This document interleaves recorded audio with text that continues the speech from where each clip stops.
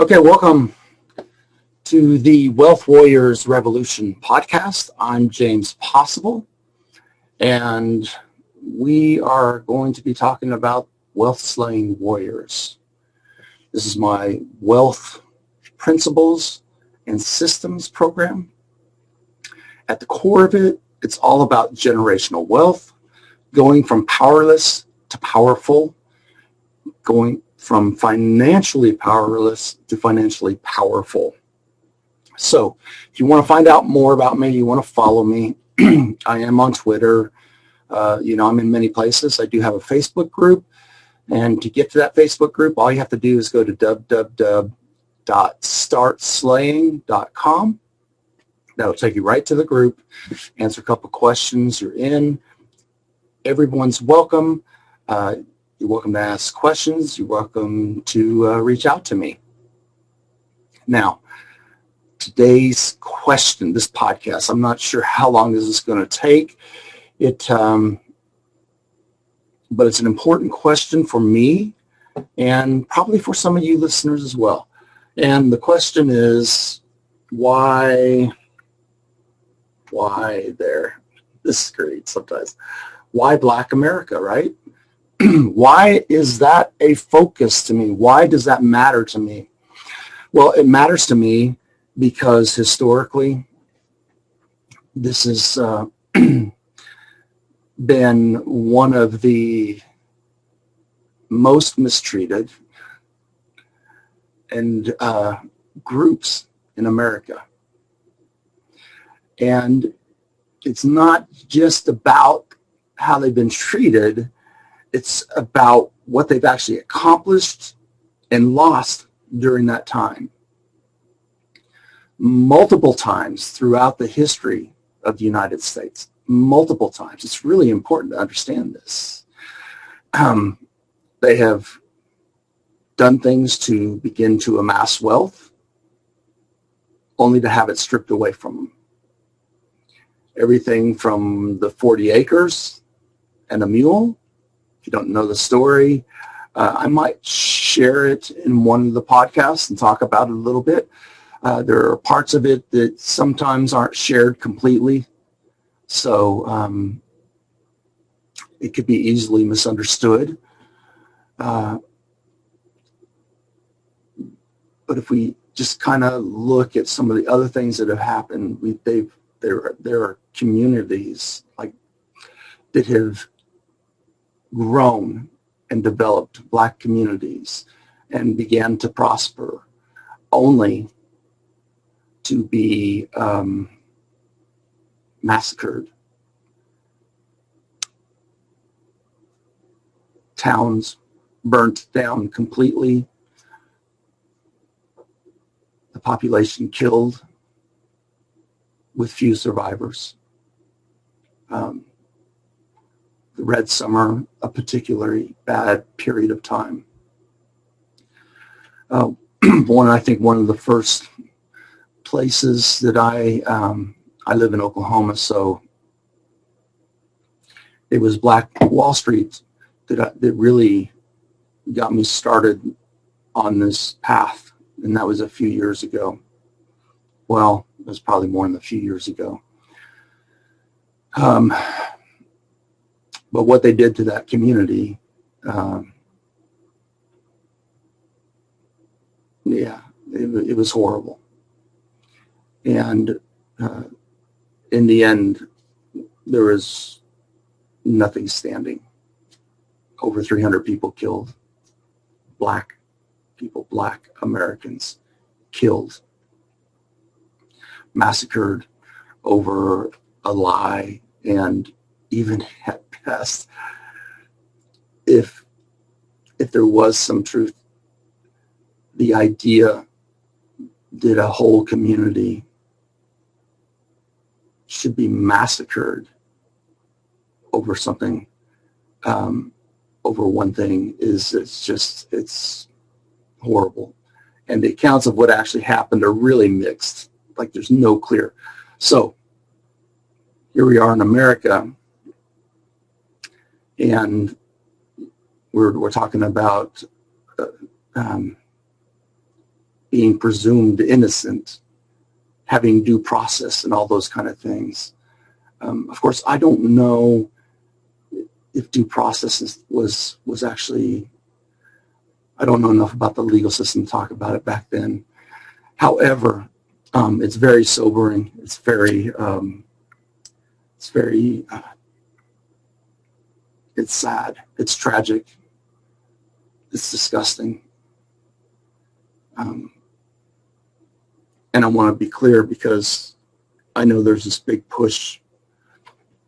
People have this notion that because somebody is not black or brown skinned, that they're only choosing to support the black cause and stuff as a form of apology or feeling bad. I harbor no guilt. I have no need to apologize. Have I made mistakes in my life? Absolutely. Who hasn't, right? Have I learned over time? Yes. Did I grow up in a world where the N-word was said and said? Yes, it was. Did I like it? No, because typically it was pointed at my friendships growing up. So no, I didn't like it. Never have. Never will.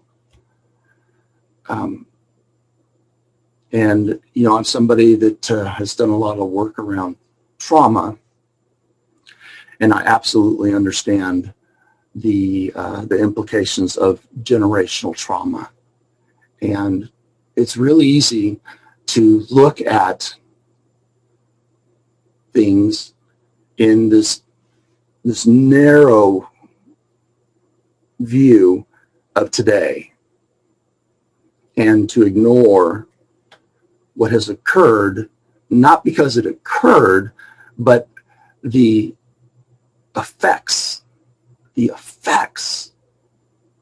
of this life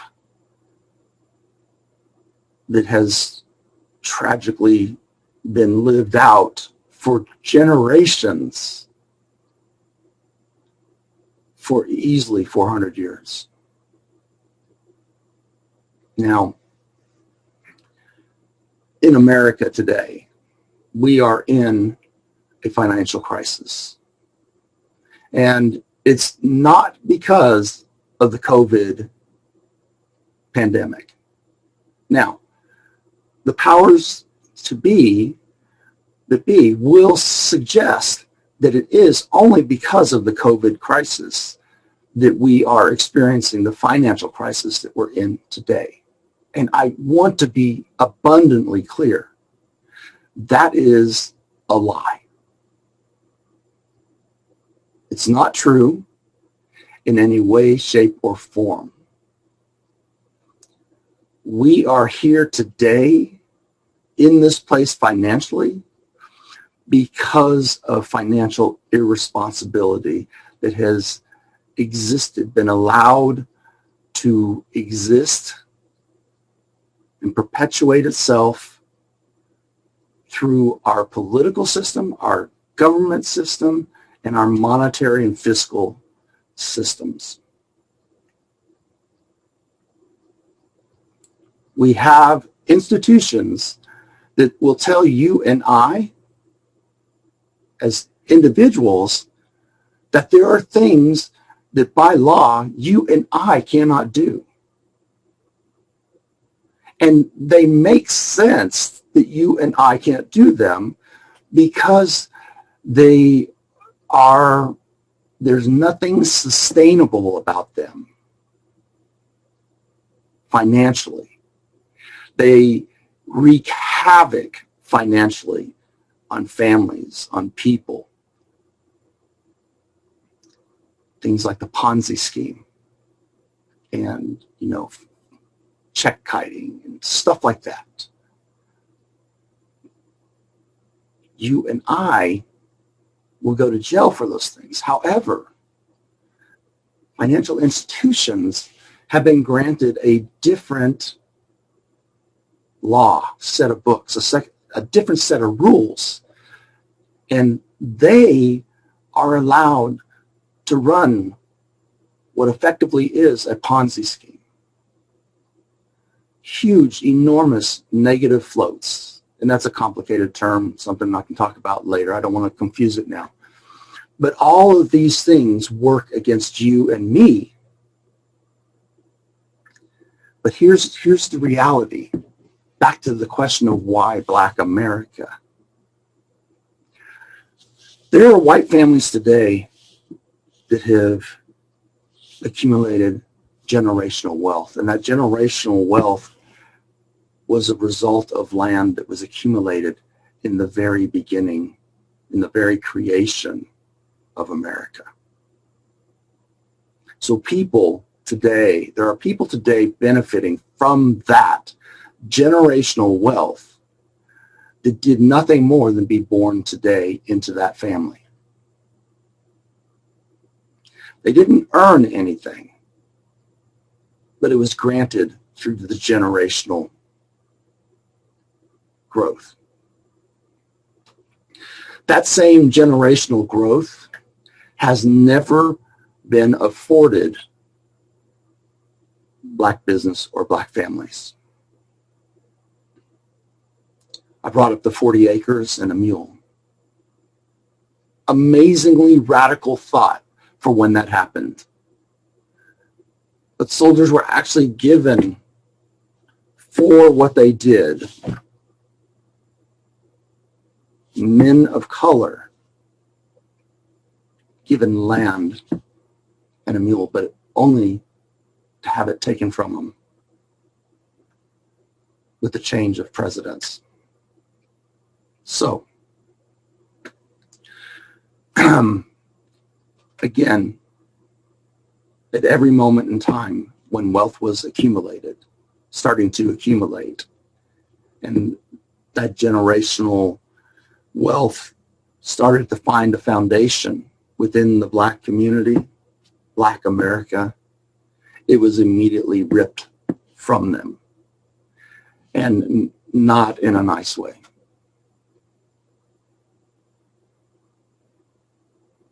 These weren't riots.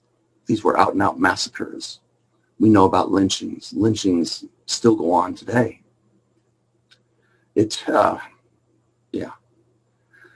And so when we look at the numbers, when we look at the financial numbers and we break it down, the numbers on wealth, statistically, what they say today, the typical white family is somewhere in the neighborhood of averaging $170,000, $180,000 in wealth.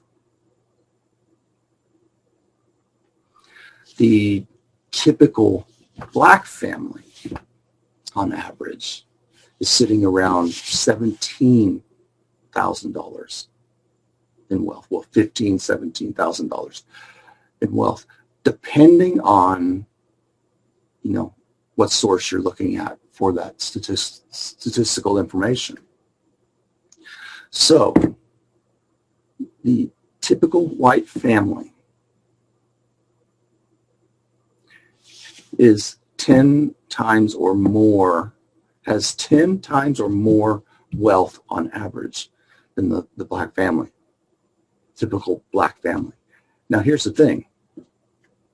In the next decade or two, it is projected that the average wealth in those same Black families will decline to a point where it's sitting at zero or less. If we are going to have a stronger America, there is no way that we can have a group or a sector of population that is forced into this kind of poverty. That doesn't make America strong. That makes America weak. And there are so many points about that conversation, not just with the black families, but with the white families as well. But those are that's another topic. The point is right now, if we sit by, if I can't sit by, that's the thing. I can't sit by.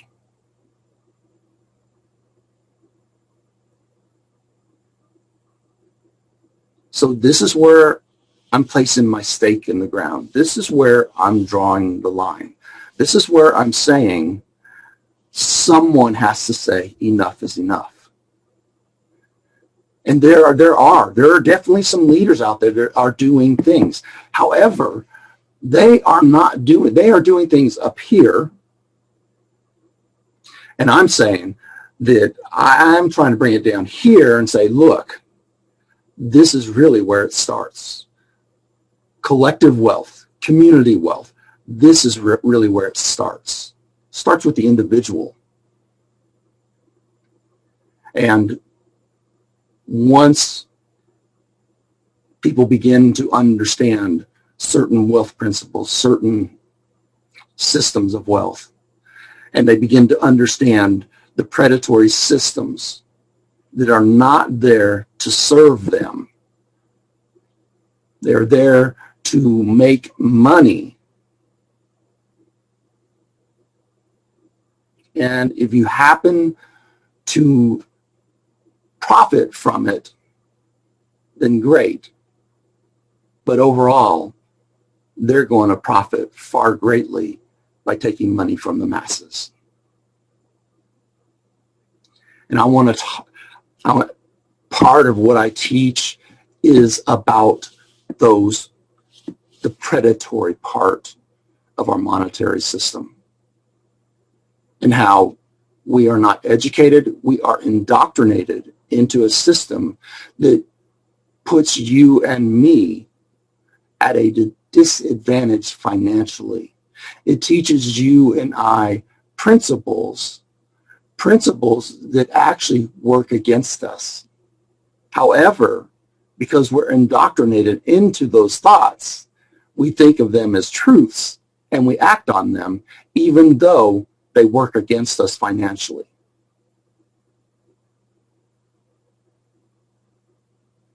And I want to break these things down one by one through this podcast, through my work. Now, through generational wealth, one can go from powerless to powerful. So in other words, from financially powerless to financially powerful. And it's wealth is the key. You don't get to power without wealth. And you don't get to freedom without power. There is a method. There is a process. And if you try to get freedom without having the others, you might be able to achieve it every now and again, but it won't be sustainable. Same thing with power. Power without wealth will not be sustainable. Now, the program I've created is the Wealth Slaying Warriors. And I do have a Facebook group that you're welcome to join, and you can get to that at www.startslaying.com. And it's free for all. So you're welcome to join, ask questions, join in the conversation. All right, so let's talk about what I do. As a result of the wealth principles and systems I teach, the black businesses and families I work with have the ability to create lasting generational wealth. Now, as a result of creating lasting generational wealth, those same black businesses and families can lift and empower their communities by creating a ripple of wealth and prosperity, by becoming an example. As a result of the wealth principles and systems they learn, those same black businesses and families find themselves financially empowered, inspired, educated, and determined to build real and lasting wealth, while knowing they no longer have to rely on someone else for their financial future. That's the important thing, right? The education, not having to rely on somebody else. So I'm looking for individuals, Black businesses and families, that are interested in building a financial future that doesn't keep them grinding 24/7, 365, or needing help from their family, or worse, having to work until they die. And there's a lot of that happening today. I'm looking for those individuals who want to know how to turn their income and their money into lasting wealth. Who do you know? By lifting Black America through this education, through this process, they will begin to lift their community up. As they lift their community up, they will change America. They will change their voice in America because they will begin to have power, real power. Power comes from wealth. Money in the bank isn't power. Money in the bank isn't wealth. And it's time everyday people understood that. But we cannot be a strong and prosperous America if we have a group of people that are declining in net worth to a point where they're potentially going to be, on average, less than zero wealth. For me, that's not acceptable. So, why Black America? There you have it. Have I worked with white people like me, white-skinned people? Yes, I have, of course. But that's not my passion. That's not my mission. That's not my vision of change. That's not my vision of hope. I want to change America in a way that makes America strong. We have enough people taking and taking without giving back. They just want to take. That's not going to work. We have to rise up as people, as citizens. And we have to we got to raise the bar on the weakest. And I'm speaking from wealth. Because, yeah, I know there's white families that are hurting too. I get it. But if you listen to what I just said, the typical white family, the average typical white family has 10 times or more wealth on average than the typical Black family. A difference is from $15,000, $17,000 to an average of $170,000, $180,000, depending on what you're reading. So I get it. There's a lot of people suffering financially. You can join me. You're welcome. But understand, my cause, my mission is to raise the wealth of Black America, to educate those people in Black America that really want to understand wealth and who really want to understand how to protect themselves, how to leave a legacy of wealth, generational wealth that will protect their family, their future family. So that's why Black America. Who do you know? Do you know somebody like that? Then let them know about this. Let them know about the Wealth Warriors Revolution podcast. Let them know about the Wealth Slaying Warriors, my program. Let them know about me. because I want to change America. It's time. It's long overdue. It's time. As their community rises, so too will other communities rise. And you just have to believe that, trust that, and understand that.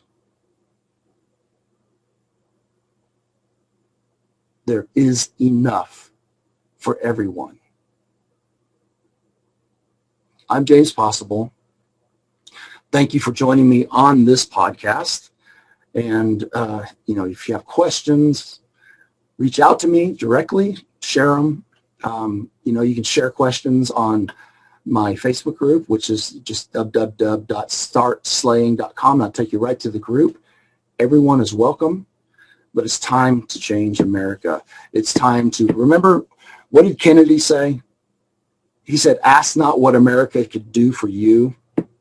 Ask what you can do for America. I paraphrase, I may have butchered it.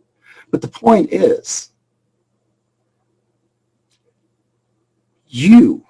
only you can take control of your financial future. You cannot rely on the government. You cannot rely on politicians, the Federal Reserve, or anybody else to protect you, to have your best interest. Sorry, I was banging. You have to take ownership of it. And that's why I've created this. Let's change America. Let's start with Black America. Let's bring wealth, lasting wealth, back to Black America.